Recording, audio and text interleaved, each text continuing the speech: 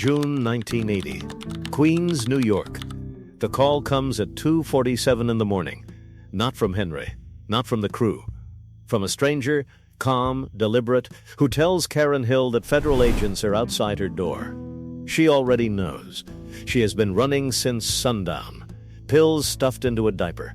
Cocaine taped beneath her children's clothes. Not because Henry told her to. Because she decided to. That decision will define everything that follows.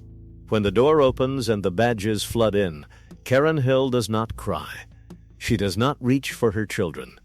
She reaches for a story, one she has been rehearsing for years. The loyal wife, the woman who knew nothing, the victim of a man she could not leave.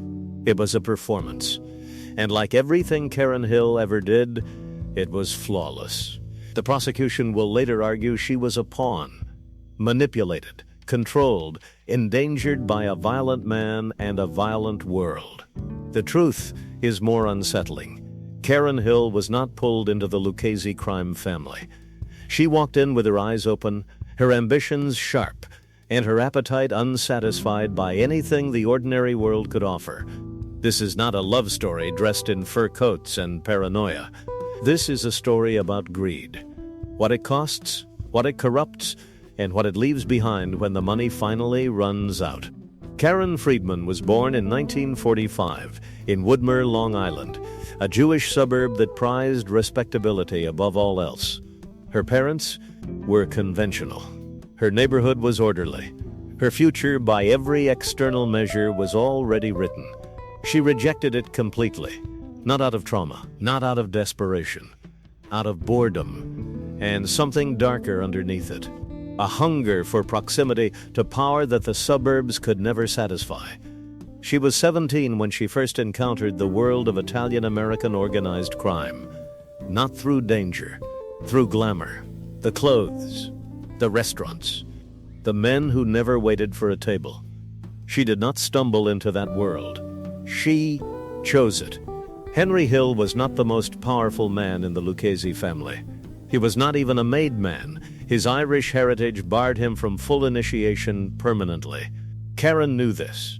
She married him anyway. Because Henry was something more useful than powerful. He was connected to Paul Vario, to Jimmy Burke, to the invisible architecture of crime that moved money, favors, and fear across New York City.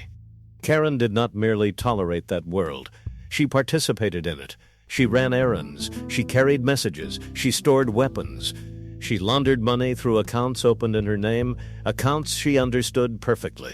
When Henry beat her, she called his crew chief, not the police. She understood the hierarchy. She respected it. More than that, she needed it. December 1978. Idlewild Cargo Terminal, John F. Kennedy Airport. The Lufthansa heist nets $6 million in a single night, the largest cash robbery in American history at that moment. Henry is peripheral to the operation. Jimmy Burke orchestrates it. But the money reaches Karen's kitchen table. She sees the stacks. She counts them. She says nothing to anyone outside that room. What follows destroys everything. Burke begins eliminating the participants, one by one, terrified of informants. Bodies disappear across Queens and Brooklyn. Men Karen knew by name, by face, by the restaurants they frequented. Henry spirals into cocaine. Karen spirals with him, not as a victim, as a willing participant who mistook acceleration for survival. By 1980, the federal government's war on organized crime had fundamentally changed in character.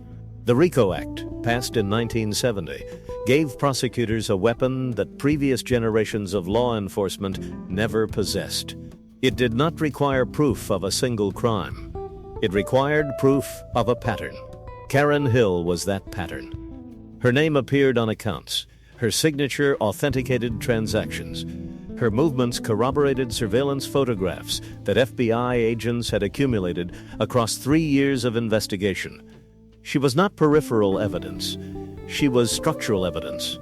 The Lucchese family had survived decades of federal pressure by maintaining rigid separation between domestic life and criminal operation.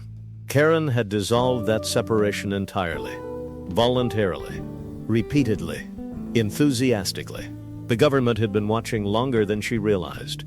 When Henry's arrest came, the crew did not rally around Karen. They disappeared. Paul Vario, the man Henry had served for 15 years, refused contact. Jimmy Burke, who had eaten at Karen's table, who had held her children, sent word through intermediaries that she was now a liability. This was not betrayal in the conventional sense. This was the Mafia's oldest logic: survival above loyalty, always. Karen had understood this logic when it protected her. She had not prepared for the moment it turned against her. The FBI agents who visited her were not threatening. They were patient, methodical. They already had everything. What they offered Henry, and through Henry, Karen, was the only currency left: disappearance. Henry Hill entered the Witness Protection Program in 1980. Karen followed, not because she loved him unconditionally, not because she feared the streets without him, because the alternative was prosecution, years inside a federal penitentiary, while her children grew up without either parent. She made a calculation. It was the same faculty she had always possessed: cold, precise, unsentimental. They were relocated, renamed, rehoused in anonymous American suburbs indistinguishable from the Woodmere neighborhood Karen had fled 30 years earlier. The irony was not lost on her. She had sacrificed her identity, her community, her entire constructed world, for a life that looked exactly like the one she had originally escaped. Greed had returned her to the beginning. The Witness Protection Program did not save Karen Hill's marriage. Henry continued using cocaine. He continued his infidelities. He violated program protocols repeatedly, contacting old associates, surfacing in cities where he was forbidden to exist. Karen filed for divorce in 1989. She had endured the violence, the paranoia, the relocations, the false names. What she could not endure was the poverty. Without the money, without the restaurants, without the fur coats and the reserved tables, Henry Hill was simply a damaged, unremarkable man. And Karen Friedman, who had once chosen this world with absolute clarity, was left with nothing the choice had promised. The crew was gone. The cash was gone. Only the consequences remained. Karen Hill's story is not a cautionary tale about dangerous men. It is a cautionary tale about dangerous wanting. She entered organized crime with full awareness, not seduced, not coerced, not naive. She understood the hierarchy, accepted its violence, and leveraged its resources with remarkable precision. What she never calculated was the exit.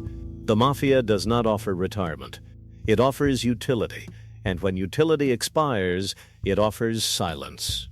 Karen mistook proximity to power for power itself. That mistake has a long history inside organized crime. It simply rarely wears a woman's face. The federal agents who arrested her that June morning in Queens were not her destroyers. Her appetite was.